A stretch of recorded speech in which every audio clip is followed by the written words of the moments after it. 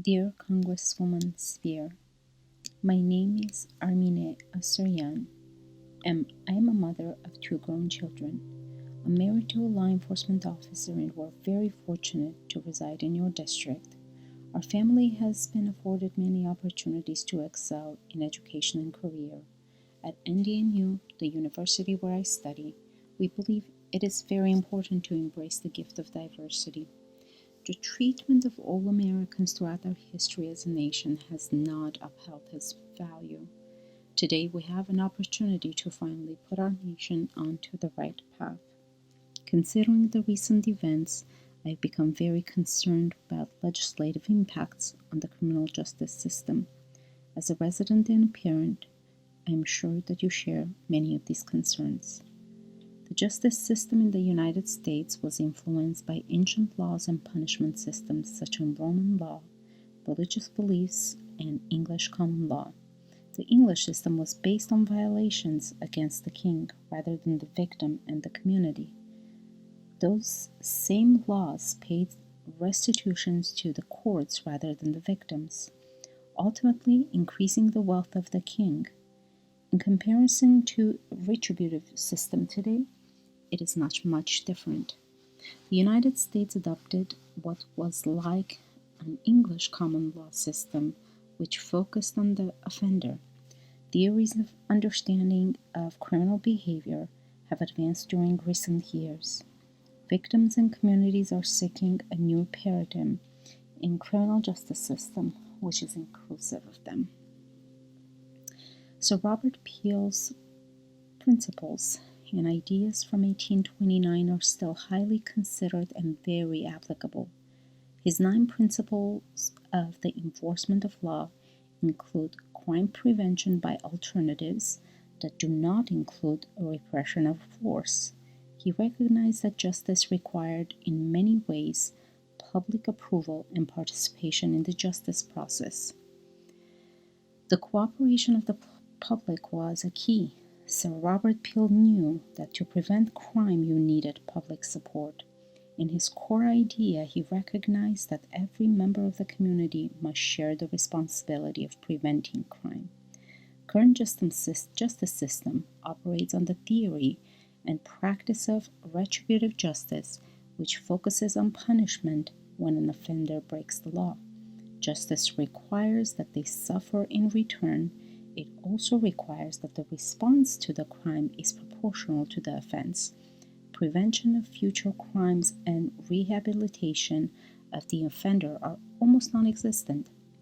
In contrary, restorative justice programs enable the victim, the offender, and the affected members of the community to be directly involved in responding to the crime. They become central to the criminal justice process, with state and legal professionals becoming facilitators of the system that aims at offender accountability, reparation to the victim, and full participation by the victim, offender, and the community. The restorative process of involving all parties is fundamental to achieving the restorative outcome by preventing crime from reoccurring and restoring peace. The emphasis on community is problem solving and helping the offenders reintegrated into the community. For more than 30 years, restorative justice has had an influence and has spread around the world. Restorative justice internationally has been tracked by countries in their use of restorative justice practices and how they integrate restorative ideas into the justice system. There are more than 500 mediation programs and projects in Europe. Canada has over 100 listed restorative justice programs and projects.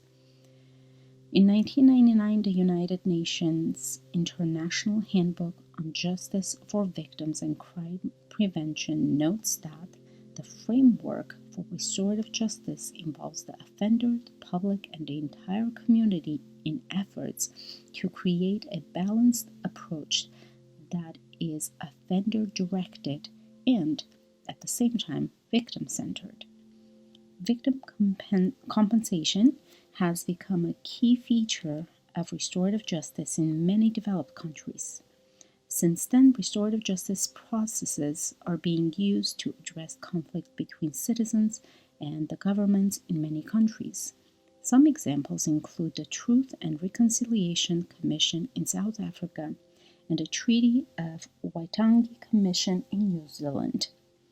In Asia, they're using peacemaking practices, and reconciliation is in divided societies. Looking at current events and reflecting, I don't think any specific environment is less worthy of restorative justice practices, including our community.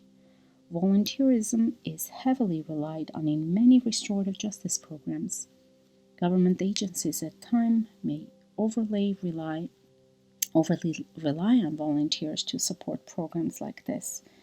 Unfortunately, the real effects of restorative justice can often be intangible because of a lack of follow-up studies by individual communities and justice system itself. How we create our value set around those principles of restorative justice is the conversation we should have right now. To be fair, this conversation keeps coming up, but we are slow to adapt contemporary justice models to community favor.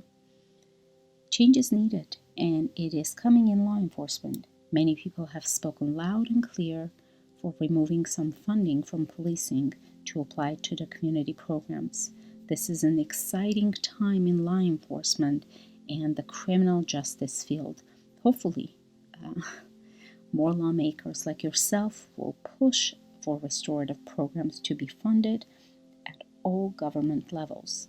This will take time, but I do believe this is the wave of the future. I ask that you support justice reform through publicly recognizing and promoting restorative justice methods and processes.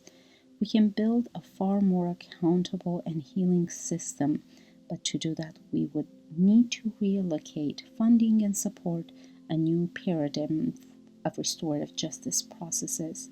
This is a very small price to invest in the futures of our communities and those who live, work, and visit San Francisco Bay Area. Everyone, regardless of the mistakes they have made, should have the opportunity to achieve and develop skills necessary for their future. I believe that your support will impact the lives of countless people while restoring our communities. Sincerely, Armenian, Assyrian.